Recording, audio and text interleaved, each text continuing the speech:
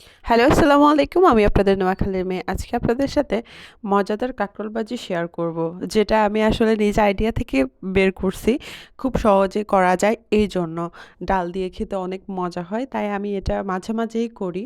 আমি যখন অনেক বেশি সময় থাকে না, খুব কম সময় থাকে তখন আমি শর্টকাটে কাঁকরোল ভাজি এভাবে সেম প্রসেসে আলু ভাজি, সেম প্রসেসে বেগুন ভাজি আর মানে পটল ভাজি সবকিছুই মোটামুটি ভাজাটা এভাবে করে থাকি।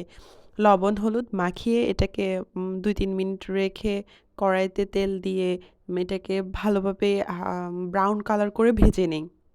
এটা আসলে আমরা দেখা যাচ্ছে গিয়ে গ্রাম বা শহর যারা ফ্যামিলির সাথে থাকে, যারা হচ্ছে প্রতিদিনই নতুন, নতুন অনেক বেশি রান্না করে, ওইরকম আসলে আমাদের পক্ষে সম্ভব হয় না।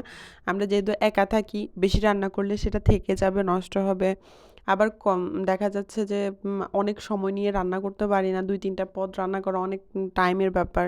তো সবকিছু মিলে আসলে এই সহজ প্রসেসগুলো আমাদের মাথায় নিজে থেকে চলে আসে। আসলে রান্নাটা আমি ওইভাবে কখনোই কারো থেকে শিখি নাই। দেখতাম ছোট থেকে মা রান্না করতো দেখতাম।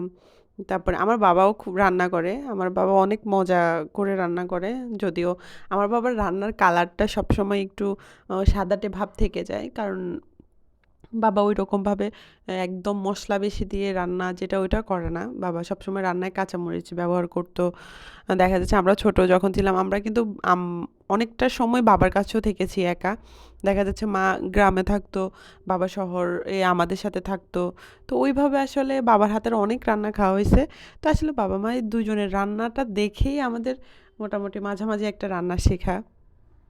তো ওইগুলা থেকে আসলে এই ছোটখাটো ভাজা বা দেখা যাচ্ছে যে ডালটা সবসময় অলওয়েজ থাকবে তরকারির সাথে। শুকনো কোনো ভাজি ওইটার সাথে খাওয়া যায় এরকম। তো এই আসলে এভাবে মানুষের লাইফটা কেটে যায়। কখনো বাবার কাছে, কখনো মায়ের কাছে, বাবা-মা দুজনের কাছে একসাথে এভাবে বড় হওয়া হয়। পরিস্থিতি, সময় মানুষকে অনেক দূর নিয়ে যায়। দেখা যায় যে আমরা যারা পড়াশোনা করি, স্টুডেন্ট, ওদেরকে নিজের পড়াশোনার জন্য বাইরে যেতে হয়। আবার দেখা যাচ্ছে যে যারা চাকরি করে, জবের জন্য দেখা যাচ্ছে বাইরে যেতে হয়। আর থাকতে হয় একা। তখন আসলে এই জিনিসগুলা কাজে আসে অনেক। এগুলো আসলে শিখে রাখা ভালো। যেকোনো কাজ, কোনো কাজই লাইফে ছোট না। আপনি রান্না বলেন, আপনার নিজের কোনো একটা হাতের কাজ বলেন, কর্মজীবন এগুলো কাজে আসবেই। আপনি শিখে রাখলে আপনাকে কষ্ট করতে হবে না। না হলে আবার কষ্ট ফেস করতে হয়। অনেক সময় দেখা যাচ্ছে আমি একটা কাজ পারি না, এটার জন্য কথা শুনতে হচ্ছে। বা আমার যে স্থানে আছি ওই স্থানে ওই কাজটা করা প্রয়োজন। তো এভাবে আসলে লাইফটা পার হয়ে যায়। শিখে রাখা ভালো। প্রতিটা কাজই ছোট হোক, বড় হোক শিখে রাখা, নিজের মধ্যে রাখা এগুলো আসলে খুবই দরকার আমাদের। তো আসলে দিন শেষে একটা কথা আসলে খুব রিয়ালাইজ করি ফ্যামিলির সাথে থাকলে আসলে কোনো কষ্টই হয় না। নিজে একা থাকলে অনেক কষ্ট হয়, অনেক স্ট্রাগল করতে হয়। টাইমলি রান্না করতে হয়, টাইমলি ঘুমাইতে হয়, আবার টাইমলি উঠতে হয়। উঠে নিজের কাজগুলো সবগুলা নিজেকে গুছাতে হয়। দেখা যাচ্ছে মায়ের কাছে থাকলে সকালবেলা নাস্তা রেডি থাকে, আমরা উঠে খেয়ে ফেলি। দেখা যাচ্ছে নিজেকে আর করতে হয় না। বা দুপুরের খাবার মা রান্না করে রাখতেছে, আমরা গিয়ে খাচ্ছি, ওই কষ্টটা আর হয় না। আসলে ফ্যামিলি থেকে দূরে থাকলে আমরা ফ্যামিলির গুরুত্বটা বুঝি খুব। ফ্যামিলিকে খুব বেশি মিস করি। যারা বিশেষ করে প্রবাসে তারা থাকে তারা তো আরও বেশি মিস করে। কারণ হচ্ছে তারা দেশ থেকে দূরে। আমরা তো যারা সিটিতে থাকি তারা চাইলে মন চাইলে অন্তত ১-২ দিনের জন্য হলেও গ্রামে যেতে পারি। কিন্তু যারা আসলে বাইরের কান্ট্রিতে থাকে তারা চাইলেও আসতে পারে না। তাদেরকে একটা মিনিমাম টাইম, লং টাইম পর তারা আসতে পারে।